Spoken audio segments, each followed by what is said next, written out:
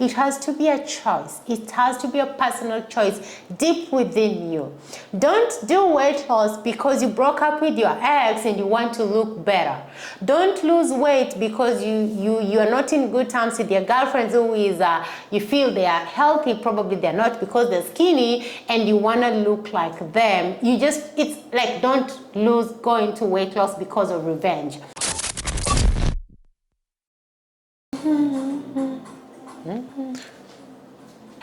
So I started actively working out in August of 2018, I believe. So that should make it. What was the process like in brief? What triggered you to work out, and then what are some of the things you are doing in your first few weeks or few months of working out?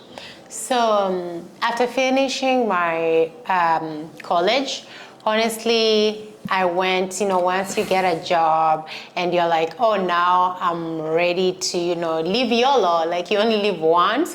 I started binge eating and I started eating mostly on junk food. So which junk food specifically are we talking about here? Oh my God, name it, from burgers, from fries, from pizza, and also the portion, my portions were big. I was a big snacker, like I eat from sugary content to carbonated drinks. You name it, you know what I'm talking about, really. All right, so you started working out at somewhere around 2018. You are big in sugar and carbonated drinks and soft drinks. What was the main motivation behind you all of a sudden deciding that you're going to stop eating this thing and then begin eating lean? So what was the main motivation behind it? So the main motivation behind it was really to get healthy. That was the first thing, because I could not get a stay of flight without panting, without getting out of breath. And to me, that was a wake-up call. And also, I just used to be bigger than my age, because back then I was 24, 25, yet I felt like I looked older, but the main focus was the health. So for you, I don't mean to cut you short, but for you it was about, you felt you're not physically fit, you felt that you couldn't even go up the stairs. Yes. And so you decided you have to change that. Yes. Okay. Being on healthcare, I really knew, or I still know, what the implication of obesity and implication of being overweight has on your overall health. So really, it was a wake-up call not to get chronic illness at a very young age, since my family line has these chronic illnesses such as diabetes, hypertension, and I really know unhealthy, being overweight and all that are just a catalyst to me getting there. Yeah, so we're going to get, so that's a good story, and that's a good way to really, that's a good reason that motivated you to start working out. Yeah. We're going to get the stories of diabetes and stuff, but before we get into that, yeah, I just wanted to know, what is this one main thing you can tell somebody who doesn't feel motivated enough to start their healthy eating and fitness journey? What is this one main advice or idea you can give somebody to motivate them? Just want to bring in, say, tomorrow. Okay, so when it comes to weight loss or any other thing, I've come to realize you have to have a personal why. You can't do it for anybody else. It has to be from you and within you. You really have to have why am I working out? What is making you to get up every day and go to work? What is making you every day to wake up and make that simple breakfast for your kids? So you have to really have the why to stick to the end of it. Okay. And it has to be from within. So it's been how many years since you, I'm sure it's been several years since you started working out. How many years are we talking about here? Roughly, I would say it's been, 2018 to right now, around 5 years. Around 5 years. No, it's been a while. What keeps you going? It's 5 years, a long period of time to continue working out. What keeps you going? This might sound selfish, but for me, I look great. The fact that I look great, I put on wherever clothes I want to put on and I feel well. I can go up the stairs and don't pant. For me, that is a motivating factor, and it's not selfish. It's just how it makes me feel. It makes me feel energized. It makes me feel want to get out. It just gives me that energy. So when it comes to losing weight, what is the main thing, or what are some of the, maybe 1, 2, or 3 things you can tell somebody that if they do these 2 or 3 things, then they are in the superhighway or the freeway to losing weight and being in a healthy, fit body that they want to do? What are the 2 or 3 ideas you can give somebody who really wants to lose weight? So there are so many ways of losing weight. Everybody sell whatever works for them and whatever they used to work for them. For example, there's intermittent fasting. For example, there's keto diet. For example, there's low carb diet. No, keto is the low carb diet, right? There's the paleo. There's so many diets. And there's so many ways of losing weight. The only thing you need to find out as an individual is what works for you.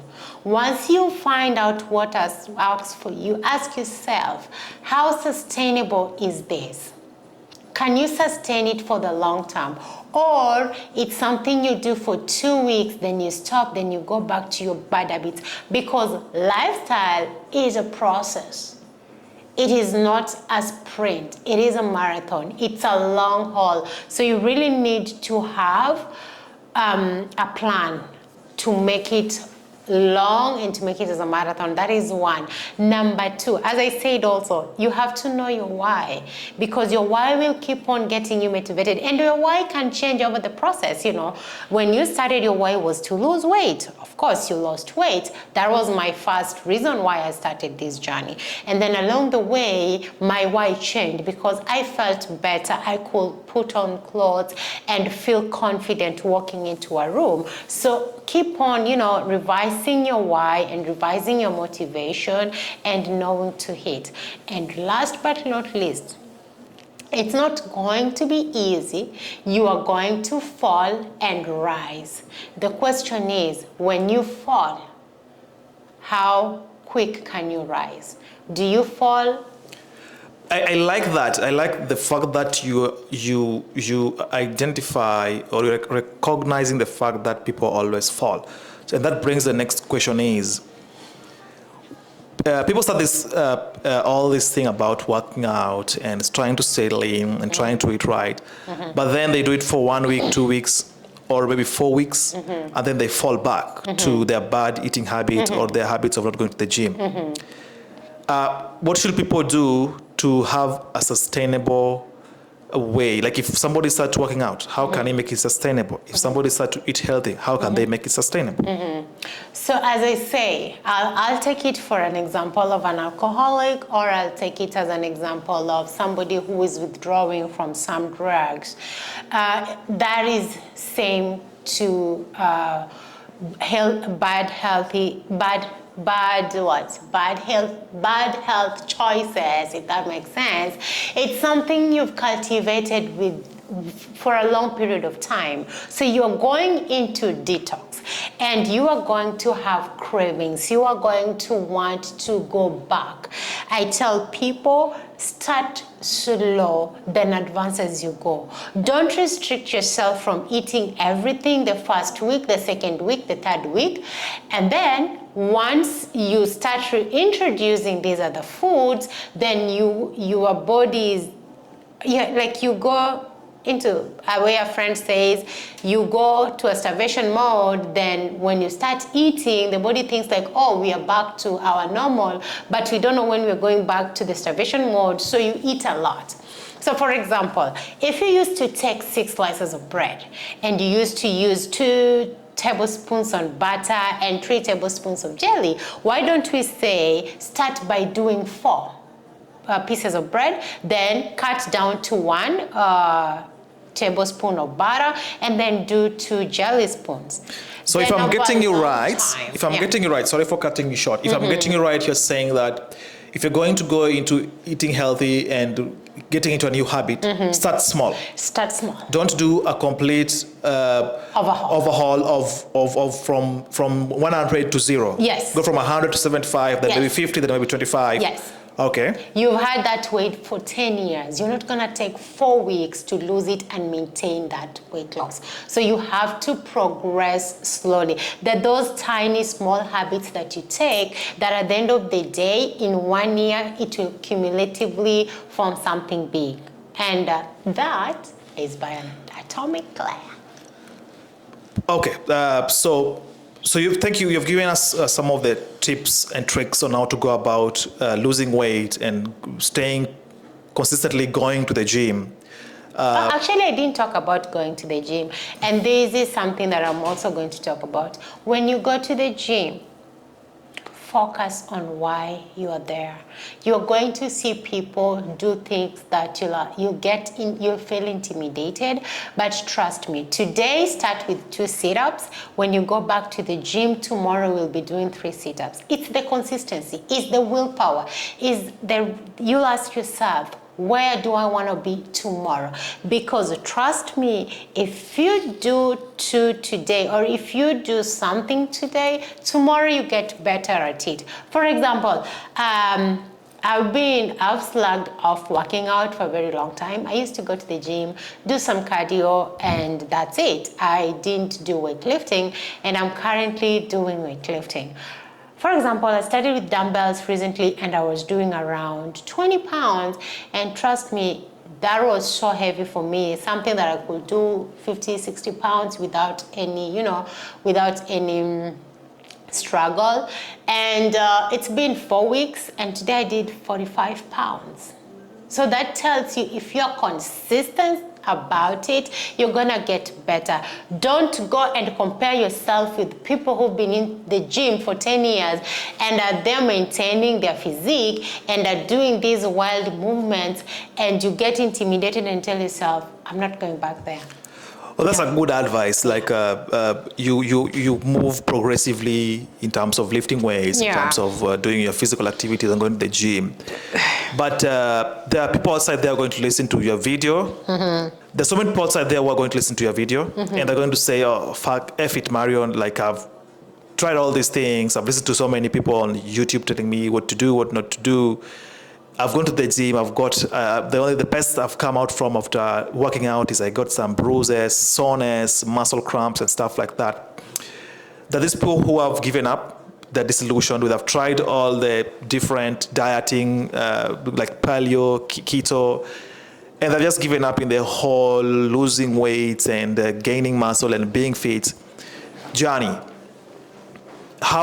What advice do you have for them? Like, should they, because they some of them say that at the end of the day, we still don't know how or when we're going to die, and we're all going to die ultimately. So what can you tell these people who have given up completely in this year? They've tried so many things, of course, in the world, probably even 5-6 years, they've tried all the way. What can you tell them about the fact that they've given up?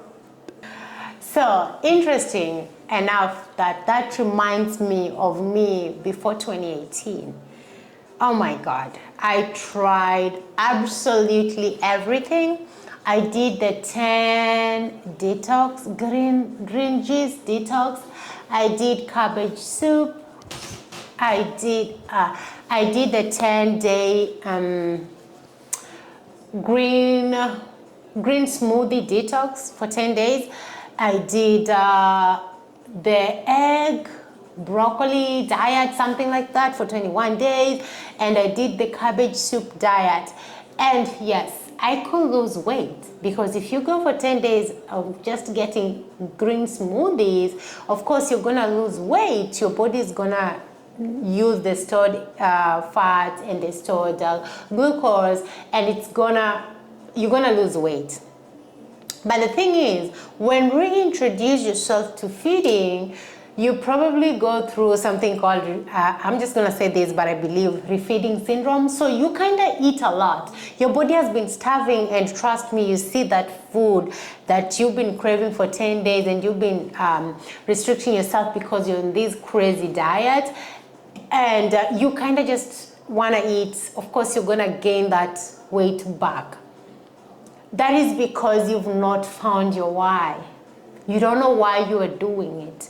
You don't have a plan. You just had like, this 14 days thing is gonna help you, this 10-day thing is gonna help you, and you just wanna jump into it and do it, and that's it. If you wanna lose weight, If you want to sustain healthy lifestyle, it has to be a choice. It has to be a personal choice deep within you. Don't do weight loss because you broke up with your ex and you want to look better. Don't lose weight because you are not in good terms with your girlfriends who is you feel they are healthy, probably they're not because they're skinny, and you want to look like them. It's like, don't go into weight loss because of revenge. Have a plan. Sit down and ask yourself, what do I want? And have reasonable goals, attainable. Don't be overambitious. Like, I want to lose 20 pounds in 1 month. Progressively have your why, get a plan, and at times seek for advice, seek for professional help, and you will make it. The only thing is, the reason why you have not lost weight and you've given up is because you don't have a plan, is because you don't have an inborn within you and why, and you're too proud to just get out and ask for help. You don't have to get a 30,000 trainer. You don't have to get an expensive trainer or an expensive health coach. Information is outside there. Go to YouTube, read articles, consume the right information that you think can be beneficial for you, and get started. Because I've seen people lose weight without personal trainers and without professional health coach. Thank you for that. That's good coverage of. So the main point is have a strong why. The people who give up in the middle is because they didn't have a strong why to take them through. With a plan. With a plan. And they lack a plan, yeah. All right. So I want to tackle two main points before we wrap up this. Is two groups of people who are trying to lose weight. The first group of people are going to be single, young men or women, boys or girls, who are trying to lose weight. Mm-hmm. They're probably out of college, they have a job, they've gained some weight because somebody has just got a neighbor, they have some weight. What can you tell a single person living alone, maybe, or maybe with a friend, mm-hmm.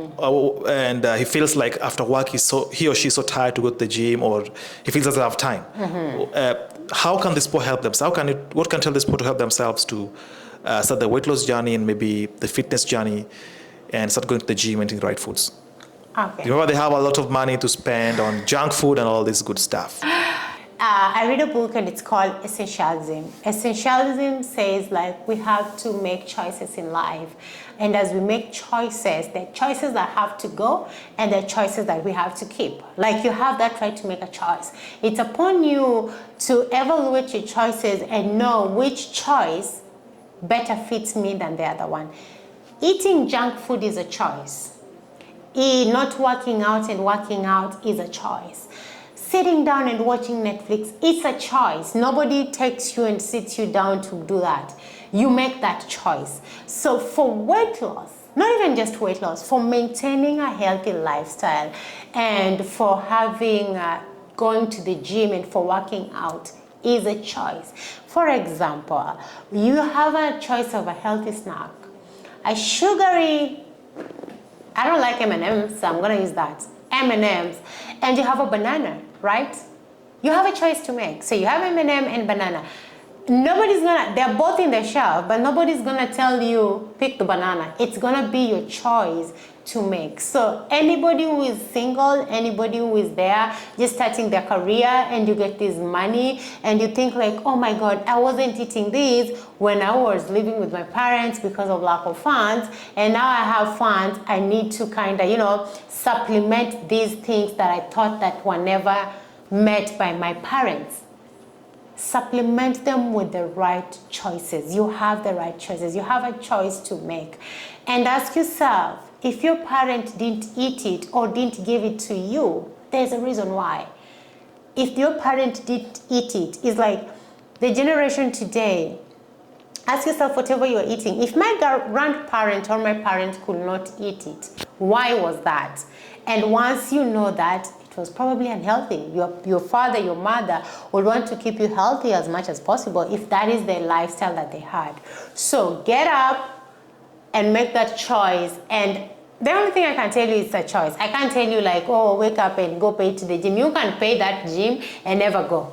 So just So make at the that end of the choice. day, is all about the choices, with the daily choices we yeah. make from point to point. Oh yeah. So make wise decisions moving forward. Make a decision that fits. I just want to follow up on that before I go to the next group of people. This is almost on everybody struggling with losing weight, especially where we live in America. It's reported there are over 200,000 registered fast foods in America.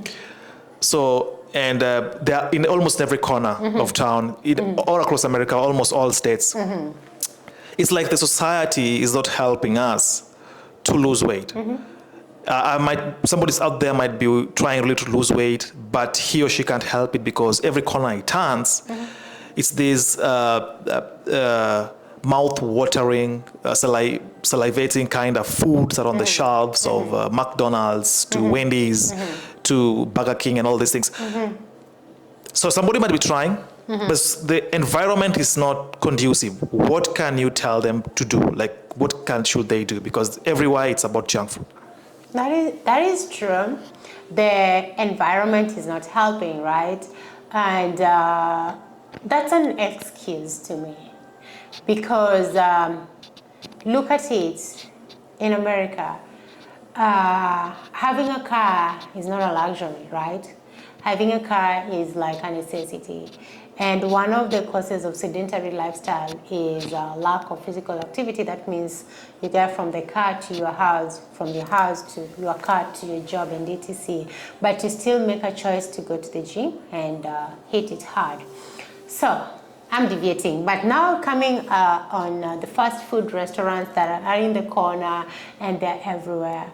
Again, it's a choice and you have to plan. If you know you're going to work and you have to eat and you come from work at 5 or 6, you don't have any other thing to do, probably you just work and after work you go home, sleep and come back. Why don't you prepare your meals and get food that you can go to work and eat? And again, if you go to these fast food restaurants, yes, they say that they have the healthy choices within them. Like for example, one will give you a lettuce wrap for bread. So you get the lettuce instead of the sandwich bread, and then you get your meat in there, right? It's not as healthy as they say, but at least it's kind of making you, how is it say? It's kind of giving you a more healthier version than what they usually offer. Another thing is I take fast food. Once in a while, I do take fast food. And I'm very specific. When I go take fast food, I'll do fries, and then I'll do probably chicken wings, and then I'll skip on the carbonated drink or the drink that they have. So I'm like, okay, I'm gonna take these calories, and I'm gonna skip to add more calories on top because these drinks contain 360 calories because they're all sugary. I'm gonna drink water instead of that. So it comes down to choices. I'm sorry, did you just say that you take fast food? I do. So how do you take fast food and still be able to stay lean and in right shape and not gain weight? So it depends at what time I'm taking the fast food. It depends. And how often do you take the fast food? Minimal, like very minimal rate. Probably in a month I might take once. And most of the time, as I said, I'll just do the fries, which are not healthy again because they're deep fried in saturated oil, right? And then I'll do, so this is what I do, honestly. I'll do fries. For example, let me say today I decide I'm going to do my cheat day. I will do the fries. I'll do some chicken, and then I'll skip on the drink. So my drink is going to be water so that I keep my calorie low. And it depends at what time am I going to eat this fast food. Probably I skipped breakfast, and then I'm going to do the fast food for lunch. And then for dinner, I'll take something light so that this fast food really is like, it's my main meal of the day. Like I didn't take breakfast, I skipped breakfast, took the meal, and then did my dinner. And then again, I'll skip on their How are they called? God, I don't eat fast food much. Their sauces, I'll skip on some sauces. I'll just tell them, just give me that, and I'll do it like that. It's just because you're making a choice. Because imagine eating a 670 or 700 calories of a burger and then adding 360 calories of a drink. That's a lot. So just make your choices, know how to work in between, have a few cheat days because they exist. We're going to eat them. But it's the way if you go to a restaurant, which food will always be more on your plate? The carbohydrates. Actually, in America, the first thing you're given is a bread for your starter, right? If you eat their entire bread, will you even have the time to eat your dinner? Well said. I want to get into another subtopic about this, and it's on the cost of food. Now, we're living in America right now. You're in Phoenix. The cost of food in this country, like the cost of fast food vis-a-vis the cost of good organic food, the good organic food is always a bit costly than the fast food. And there's so many people who are living with less than like $2,000 a month, and maybe they're having the dependents. And they always go for the cheap options, right? Because they're working within their budget. So what can you tell these people? Like this person saying, you know what, this is the only money I have, and this is how much I can spend, and I'm going to go with the cheapest cost with the highest calories, because at the end of the day, we all humans need calories to think, to function, to do our daily activities. So what's your take on that? So my take on that, somebody might think I turn a blind eye on this, but honestly, that is the truth. Fast food is cheaper than homemade food, than all buying food, they say. But I personally believe that making food is cheaper. It's cheaper in terms of buying it. It's cheaper in terms of preparing it in a large quantity and then stocking it and then eating it as the time go by. The thing that I know people do say, it takes time to make this food. It requires your time, of course. It requires source of energy, and cumulatively that's expensive. But at the long run, I believe it's gonna be cheap to buy your food and go and prepare in a bulk. You don't have to do organic. If you can't afford organic, because if you're eating fast food, it's not organic. Most of it is not organic, unless they specifically say it's organic. But most of the time, it's not organic. And this food, they also just get them at the local stores the way we get them. Prepare them in bulk and then sell them. Why don't you buy your food in bulk, plan about it, and then cook? Thank you for that. On keeping with the same idea on cost, and I just want to get a little bit personal here.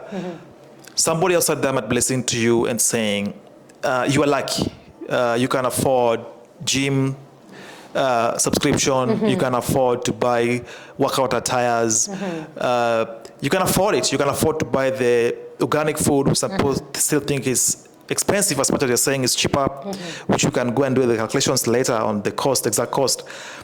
But somebody can say maybe you are in the right place at the right time and you have the resources and the wherewithal and the money to access the good food and gym services and things like that. So how does somebody,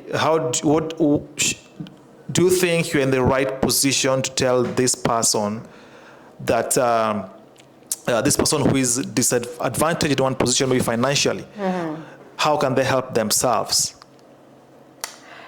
Okay, so I can't be oblivious by the fact that I'm able to afford a gym membership and I'm able to afford good food and buy, and I thank God for that.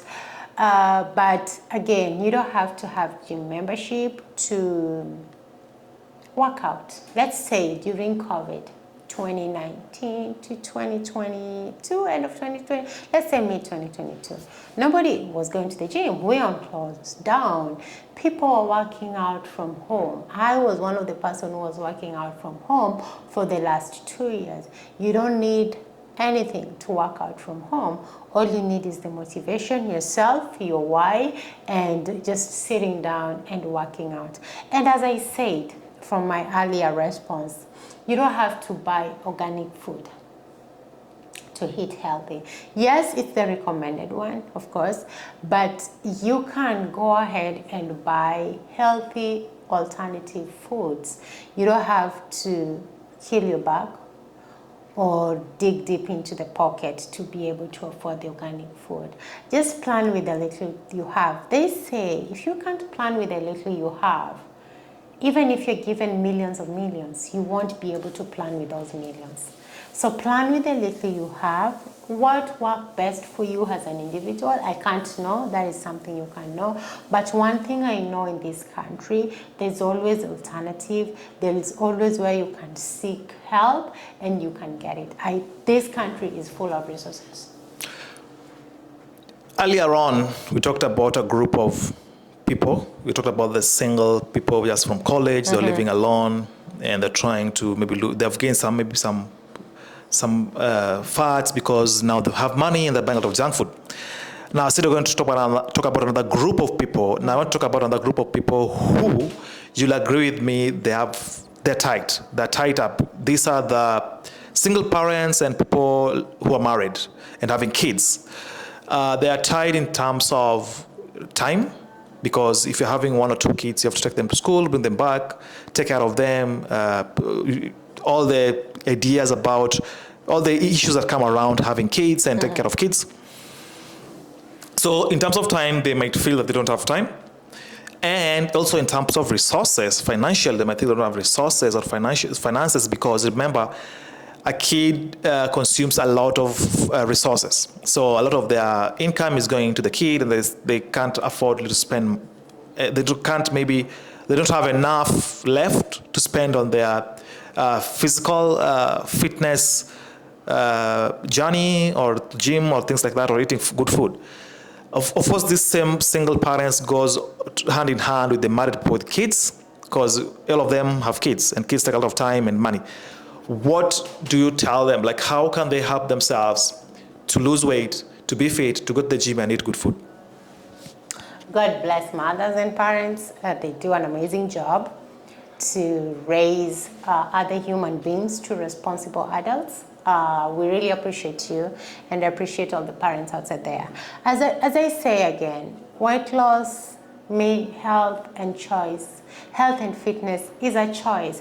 And I can't talk on single parents or parent schedule or everything, but all I can say, you don't need 1 hour in the gym to stay healthy. You can do a quick 10-minute consistency, 10 minutes workout at the house.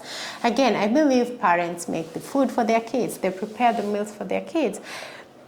And this is an avenue to just get healthy food. Prepare healthy food for your kid. As you prepare the healthy food for your kids, make healthy food for the entire family. Like, that is a choice. And again, I'm saying this not because I'm a parent, no, not because I'm blessed, or not because I feel superior or anything, but I can give a personal example with my dad when we used to be young. And my dad liked walking, and we could go to school walking and coming back. And at the time, and we had school buses, right?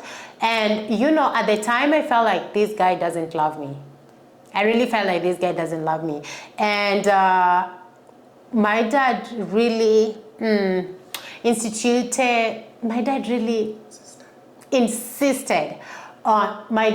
insisted on portion control.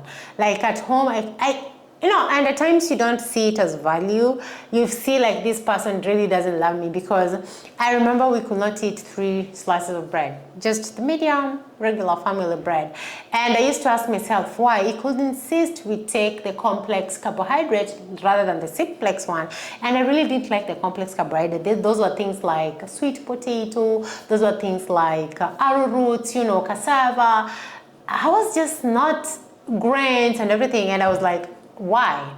So at times, it's about choice. My dad was raising the 3 of us. and he was married, and he was a teacher by that time, and he had everything going on, and he found balance. So just find balance, whatever works for you as a parent, as a single parent also, or as a married couple, and incorporate, it's choice, incorporate that healthy lifestyle, incorporate that healthy living, because you're also passing these along to your next generation. So yeah. Awesome. So the final question, because we're running out of time, is on genetics and evolution. I know you're not a geneticist, you're not an evolutionary biologist. I'm not. But I just want to ask you something around, there are people outside there who are like, it's my genes. And these people have a lot of, sometimes I feel it's an excuse though from some people, but there's probably some truth to it. Maybe for some small group of people who believe that genetically they're more predisposed to growing fat. Okay. Yeah, how can you help this? What do you tell these people to go around with their fat loss journey or weight loss journey or being fit and healthy?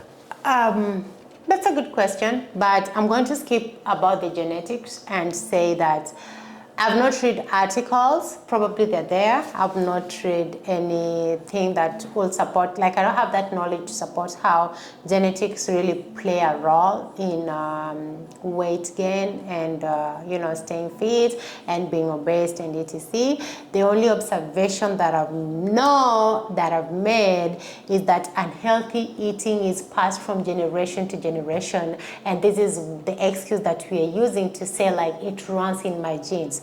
I think from my observation, it's not about the genes. It's about the unhealthy eating habits that were passed from you. That is what you know. That is what you're used to.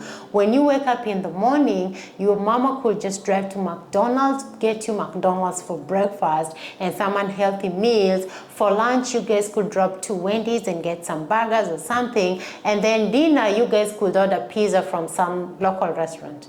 So cumulatively, this makes your family big, and you're gonna be big too because this is what you're eating, and then you're gonna pass these same healthy habits to the generation after generation. So when I'm here, I'm probably the 5th or 6th generation in line, and I look at pictures of my family members, all I see is big people, and I'm like, okay, this is my genetics. No, it is the unhealthy eating habits that were passed from you generation to generation. Again, personal stories. I used to be big. From my mother's side, oh, God, let them not crucify me. From my mother's side, people are a bit, big. And I used to think it was a generational thing.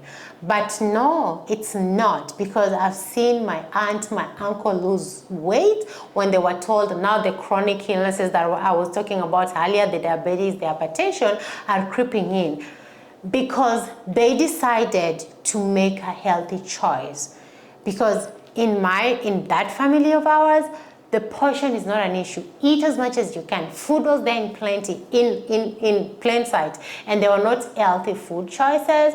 They were healthy, some of them, but most of them, they were not unhealthy. So cumulatively, people gained weight, and even me, I used to play in my mind like, it's genetics. I take from my maternal side. But at the end of the day, it is the unhealthy eating habits passed from generation to generation to generation. Does genetic play to it? Probably when you have things like growth hormone issues and you become like that might have a role in it really, but a higher percentage in my observation is just passing down the unhealthy eating habits. And when I look at the picture backing their ancestors, I'm like, oh, we are fat. Nah. Thank you. Bye, guys.